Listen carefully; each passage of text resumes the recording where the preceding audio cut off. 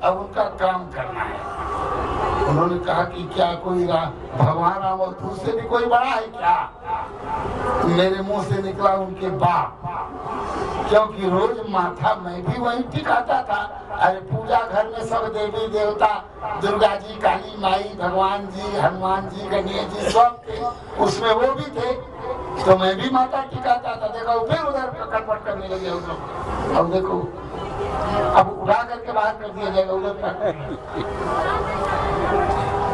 सुन नहीं रही हो, जाना तो है ये है। जो है एक ठो बतियाएगी तो चार ठो, क्योंकि ये इनके लक्षण ये है, इतना निकृष्ट बताया गया है, इनका कोई उद्धार नहीं। ऋषियों मुनियों के यहाँ है नहीं कि प्रमदा सूर्य मूल प्रद सब अवगुण की खान, अवगुण 8 सदा रहे। इनके लिए 8 अवगुण तो हमेशा ही रहता है।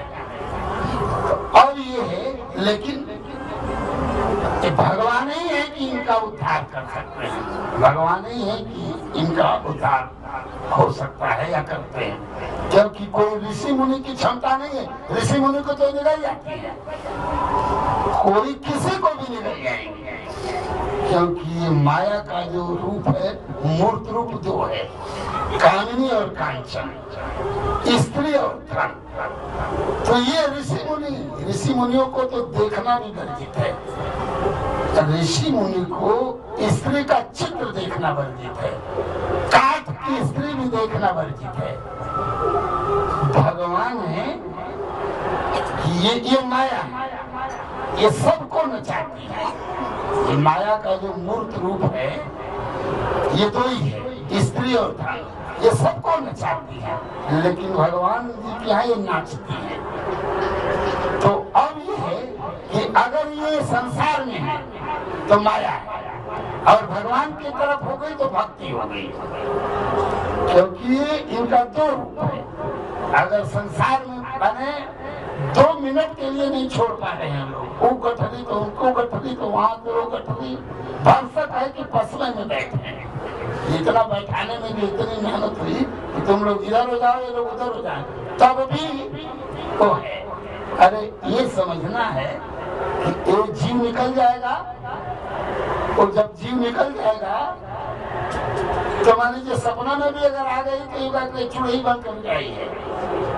इतना जो प्रेम है, इतना जो आकर्षण है, आज जीव निकल गया, अगर सपना में भी आ गया तो कहा कि अरे आज तो माई आई न, आज तो बहन मेहरारू पत्नी आई थी, अरे कहो चुड़ई बन गई है, तुमको भी लेने आई है, तो हंसुआ रख करके, चूड़ी रख करके सो, तो वो गति हो जाएगी। होती है ऐसा ही सबका है। जो इस समय इतना आकर्षण है कि तेरे बिना मैं नहीं रह सकता थे, और तू मैं आपके बिना नहीं रह सकती, ये सब खाली नखरा फरोसी है, फालतू। सब मरते हैं और सब उसके बाद कुछ दिन के बाद सब सहज हो जाता है, कोई फर्क नहीं पड़ता है, खाली बस उतना ही तक रहता है। क्योंकि ये सारी गड़बड़ी का जो मूल है क्या? मोह सकल व्याधि निकल मूला। सभी कष्टों की जड़ में मोह है, और मोह किसी के बस का नहीं है कि वो काट पाए। शंकर जी तो जब पार्वती जी का उसका तो लाश लेकर के घूमते रहे, और कौन जी मोह कटवा लेगा। हाँ, जिसको कटवाना हो माया मोह का बंधन, तो ये काटे हैं हम लोगों का। अब कटवा करके जो बैठा उसके संपर्क में जो आएगा तो वो भी, उसकी भी रस्सी ढीली होते होते टूट जाएगा। इसके लिए दूसरे शब्दों में सत्य का संग, जब सत्य का संग हो जाएगा तो सभी समस्याओं का समाधान हो जाएगा। इसके अलावा दूसरा कोई समाधान नहीं है। आप दिन रात नाला फेरते रहिए, दिन रात आंख मूंदते रहिए, दिन रात ध्यान करते रहिए, वो नहीं होगा। जब इम्तिहान होगा तो फिर शंकर जी का इम्तिहान हुआ फिर, तो इसका एकमात्र हल है सत्संग।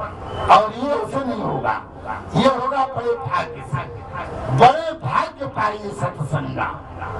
जब बहुत बड़ा भाग्य होगा तब सत्संग मिलेगा।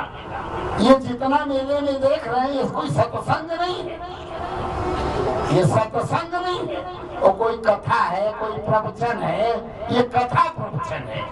सत्संग तो वो है कि सत्य का संग, यानी साथ रहना। तो सत्य क्या है, तो पता चलेगा कि सत्य ईश्वर है और ईश्वर ही सत्य है। तो यहाँ सत्य पैदा जहाँ से होता है, सत्य और असत्य, परमात्मा सत्य नहीं है, परमात्मा सत्य नहीं है, परमात्मा से सत्य और असत्य दोनों पैदा होते